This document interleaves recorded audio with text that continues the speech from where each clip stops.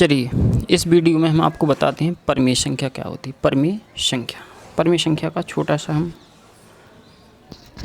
समझने की टेक्निक बताते हैं आपको कि परिमेय संख्या होती क्या है, ठीक है ना। उसके बाद हम आपको बड़े बड़े सवालों की तरफ ले चलेंगे, ठीक है ना। पहले देखेंगे हम परिमेय संख्या, ठीक है ना। परिमेय संख्या क्या होती है। परिमेय संख्या को याद करने के लिए आपको 4 नियम याद रखने पड़ेंगे, छोटे छोटे से ट्रिक के द्वारा हम बता देंगे। पहला नियम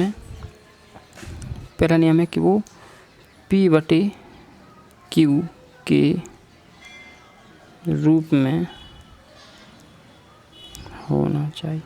मान लीजिए कोई भी संख्या है, यदि हमें उसे पहचानना है कि परिमेय संख्या है कि अपरिमेय संख्या, तो हम उसको कैसे पहचानेंगे। पहले तो ये देखो कि P/Q के रूप में है कि नहीं। P/Q का मतलब यानी अंश बटे हर के रूप में होना चाहिए, अंश और हर दोनों होना चाहिए इसमें, ठीक है ना। और दूसरा नियम है कि Q बराबर 0 नहीं होना चाहिए, Q बराबर 0 नहीं होना चाहिए, ठीक है। यानी नीचे Q का मान 0 नहीं होना चाहिए। यदि नीचे 0 है तो वो क्या है, परिमेय संख्या नहीं मानी जाएगी। तीसरा नियम क्या है कि P व Q पूर्णांक होना, ठीक है। P और Q पूर्णांक हों। P और Q के मान कैसे होना चाहिए, पूर्णांक, यानी कि दशमलव में नहीं होना चाहिए, ठीक है ना। पूरी संख्या होनी चाहिए, पूर्ण तरीके से पूर्ण संख्या होनी चाहिए। और चौथा नियम क्या है, P व Q की मात्रा कितनी होनी चाहिए, एक हो। P व Q की मात्रा कितनी होना चाहिए, 1। P और Q की मात्रा हमेशा 1 होना चाहिए, तब वो परिमेय संख्या मानी जाएगी। जैसे हम एग्जाम्पल के रूप में देखेंगे। एग्जाम्पल में जैसे कोई भी संख्या ले लेंगे, परिमेय संख्या को पहचानने के लिए हमें काफ़ी मेहनत करना पड़ेगी, क्योंकि इसमें 3-4 टाइप से हम इनको समझ सकते हैं और ट्रिक के माध्यम से भी हम समझेंगे। जैसे मान लीजिए अगर 7/2 है, इसको हमें बताना है कि परिमेय संख्या है नहीं, ठीक है ना। तो इसको समझने के लिए क्या करेंगे, तो वो चारों नियम लागू करेंगे इसमें। एक तो P/Q के रूप में होना चाहिए, तो P और Q के रूप में है, यानी अंश बटे हर के रूप में, तो यानी कि ये परिमेय संख्या का नियम को लागू कर रहा है, ठीक है ना। और दूसरा है Q बराबर 0 नहीं होना चाहिए, यानी Q का मान नीचे होता है P/Q, तो Q बराबर देखो 0 भी नहीं है, तो ये भी नियम सही है। P और Q पूर्णांक हुए, पूर्णांक भी लिखे पूरे।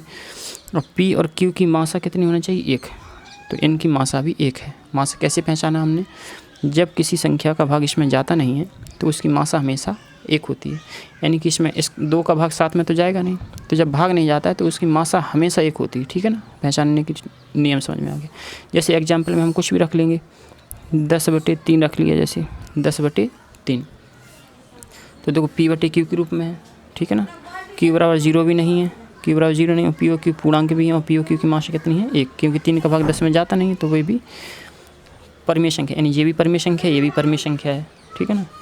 और जैसे देखते हैं 5/4 मान लो, तो P/Q के रूप में है, P/Q के रूप में है, और Q बराबर 0 नहीं है, और P और Q पूर्णांक भी है, P और Q की मात्रा 1 है। मतलब इसी तरीका कोई भी संख्या ले सकते हैं, 12/7 ले लो, 10/13 ले लो, 15/27 नहीं ले, 27 लेंगे तो ये परिमेय संख्या नहीं होगी। देखो हम बताएंगे आपको, 10/13 ये क्या है, परिमेय संख्या P/Q के रूप में है।